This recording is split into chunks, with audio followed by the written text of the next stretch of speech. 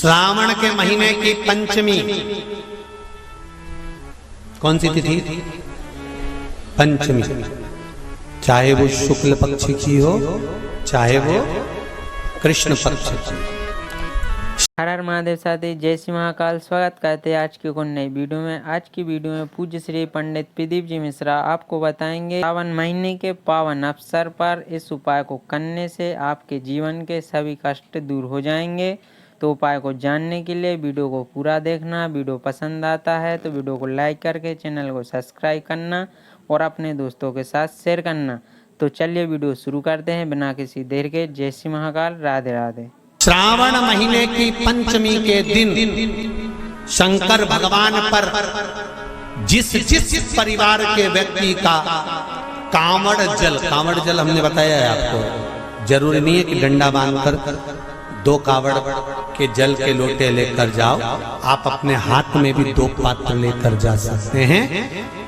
पंचमी तिथि के दिन हाथ में 2 लोटे जल के 2 कलश जल के जब हम शंकर भगवान को चढ़ाते हैं तो ऊपर जो कमंडल होता है शिव जी के ऊपर जलधारी होती है, जिसमें जया, विषहरा, शामली बारी, दौतली और देव शंकर भगवान की 5 बेटियां जिसमें विराजमान होती हैं। जब हम जल समर्पित करते हैं, हमारे पीढ़ी में परिवार में अगर कोई अधोगति में मर गया होता है, कुंवारी अवस्था में चले गया होता है, गर्भ में मर गया होता है, गर्भ के बाहर निकल कर भी अगर कुंवारी अवस्था में चले गया होता है, तो श्रावण महीने की दोनों पंचमी पर परिवार का अगर कोई एक व्यक्ति भी जल चढ़ा देता है शंकर भगवान पर, तो सर्प की योनि में नहीं पड़ता, जीव मुक्त हो जाता, प्रेत योनि में सर्प की योनि से मुक्त हो जाता। महाराज, हमारे यहाँ सांपों की पूजन कौन से दिन होती है, कौन सी तिथि में करते हैं? जम के बोलो जरा। नाग पंचमी। नाग पंचमी का मतलब क्या है? सांपों की पूजन करो। नाग पंचमी का मतलब होता है शंकर जी के मंदिर में जाकर 1 लोटा जल समर्पित कर दो। उसका कारण क्या है कि हमारे परिवार में, हमारे कुटुंब में कोई 7 पीढ़ी के अंतर्गत भी अगर कोई जीव तड़प रहा होता है, पड़ा हुआ होता है, उसकी मुक्ति नहीं होती है, तो पंचमी का चढ़ा हुआ जल उस जीव को प्राप्त हो जाता है और वो जीव तर जाता है, उसका फिर जन्म नहीं होता, वो तर। इसको मुक्तता का ये मोक्ष।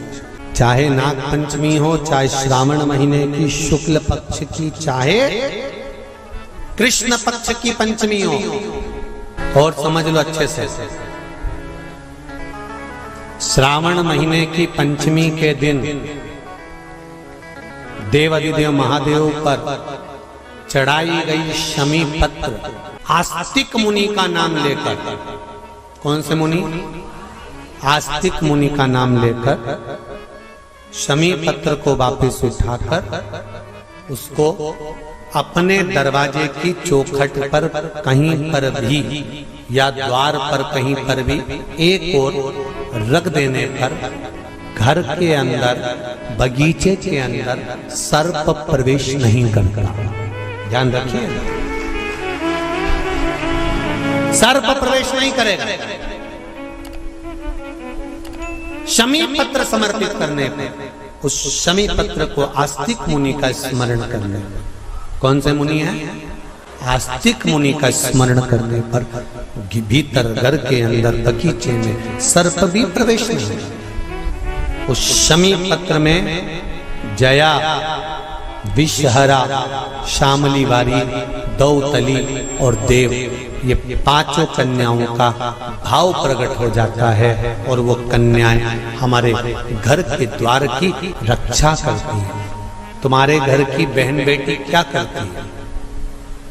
तुम्हारे घर की बहन बेटियां क्या करती हैं? घर में बहन बेटी आती हैं तो बद्दुआ देकर नहीं जाती। घर में कन्याएं रहती हैं, बद्दुआ नहीं देती।